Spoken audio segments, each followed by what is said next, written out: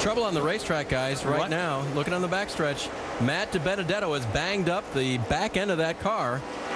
And Ryan Truex took like a defensive maneuver. I mean, he just could have been big, and it still could be big.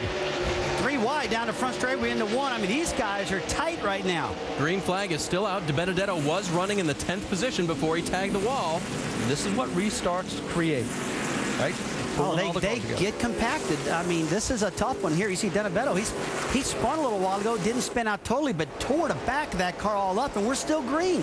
Coleman, and now the two teammates together. Oh. Brad Coleman and Matt Dibenedetto have gotten together in turn 3. They have taken each other out accidentally. Turn 2, Rusty. That's where that happened. And you sort of felt like that wasn't over. What started over? Look at the damage. That hurt bad. Oh, boy, I guarantee you Joe Gibbs is home with his eyes closed right now. I hate this for an owner where both cars get wiped out in one wreck. Well, very unusual. Dibenedetto had dropped back to the 18th position. Coleman running 19th when this happened. And last minute right in front of us. There's Matt climbing out, which is very good news. Someone talked about hurt they might have met in the race car. Dibenedetto appears to be all right as he'll take his helmet off and lean up against the car. Coleman a little slower to exit here. And deal with the disappointment of being knocked out of the race, and then later the disappointment of doing it with your teammate. All right, let's try to figure out what happened. Here is Matt, and he loses it off the corner. He just flat gets loose and wrecks the car, but the caution flag doesn't come out, doesn't need to, keeps on going. Everyone scrambles. He's nowhere near his teammate at this point. Then Trevor Bayne and Brendan Gaughan. That action heats up. Bang. Bang again, maybe. And that stacks him up. Rusty, that almost happened. You were talking about stacking up the front straightaway. They almost wrecked and did that. And then here are the two teammates. Dibenedetto losing it down in turn 1. And guess who the unlucky next car was? Look who's coming by. I can only guess this one. Oh, boy.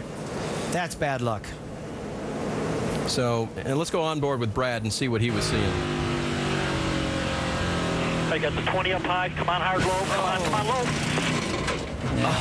And that last turn that Matt made was such a hard left that Brad just didn't have anywhere to go. Just an unusual set of circumstances. The cars were in the same place at that time. But the 18 car was damaged, and he lost a lot of downforce because the rear of the car was caved in.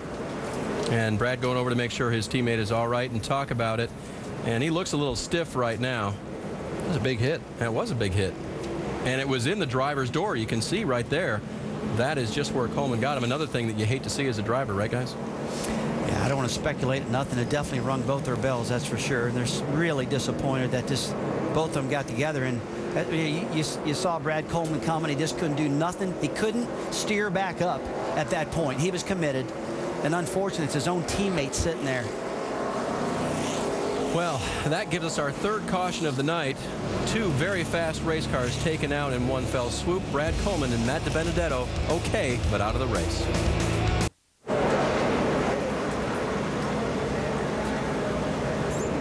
Now, the Missouri-Illinois Dodge Dealers 250 is under caution for the third time here at Gateway International Raceway. Be sure to check in on NASCAR.com for all the latest NASCAR information. And there'll be a lot to talk about after tonight, especially between the Joe Gibbs teammates, which really was an unfortunate circumstance. The last time the two Gibbs cars have failed to finish a nationwide race was February of 2009, Kyle Busch and Denny Hamlin at Las Vegas. All right, guys, watch this. Dibenedetto, he doesn't have any control, does he, Ricky? The car's disabled at this point. It looks like he's got a right rear flat at this point. And there's Coleman with the impact. Well, that hurt. Are you all right over there? That hurt bad. That's a big wreck. I mean, you see the 18 car, the right front tire shoved clear back into the firewall. I mean, that was a hard wreck. That was Coleman making those comments that hurt. You see him getting out of the car really with a little bit of pain. Just knocked the wind out of him. And here's Matt. He doesn't look a whole lot better. He could have said the same thing, walking over to the grass, and then it looks like he's not feeling 100% after all that.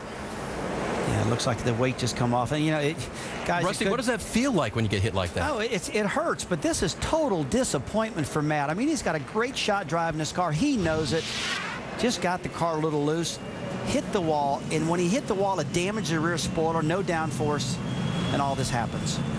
Let's go to Mike Massaro, who's caught up with Brad Coleman. And he's just walked out of the care center, and you looked a little bit dazed. How are you? Dazed.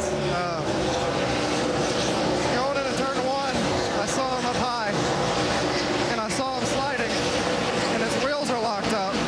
So when your wheels are locked, you're going to stay up there. His wheels are locked, and I was going under, and then all of a sudden he let off the brake and rolled right down in front of me. I mean, I had nowhere to go. I feel bad for him. He's pretty dazed. I hope he's okay. I truly had nowhere to go. The AC ran out on lap 30, so I was boiling hot anyways, and I was pretty excited that we had battery trouble, so we changed that. We're making our way up, but just got to thank God that I'm okay, and really tough day in owners points. I feel really bad for Kyle Busch and the whole 18 team.